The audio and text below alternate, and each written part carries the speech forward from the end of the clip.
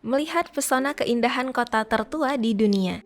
Suriah atau Syria adalah negara yang terletak di Asia Barat. Suriah dikenal menjadi tuan rumah bagi perpustakaan tertua di dunia yang bernama Perpustakaan Kerajaan Ebla yang berlokasi di kota Ebla. Perpustakaan ini diyakini telah berdiri sejak milenium ketiga sebelum Masehi dan menjadikannya salah satu institut pengetahuan tertua di dunia. Selain itu, kota Damaskus yaitu ibu kota Suriah merupakan salah satu kota tertua di dunia. Kota ini telah dihuni selama lebih dari 11.000 tahun. Pada tahun 1979, kota Damaskus ditetapkan oleh UNESCO sebagai salah satu kota tertua di dunia yang didirikan pada tahun 3000 sebelum Masehi. Negara Suriah pernah disebut sebagai Firdaus al-Arab atau Firdausul Arab yang berarti taman surga di Arab. Ini adalah sebutan yang menggambarkan keindahan alam dan budaya yang kaya dari negara ini sehingga memikat wisatawan dari seluruh dunia.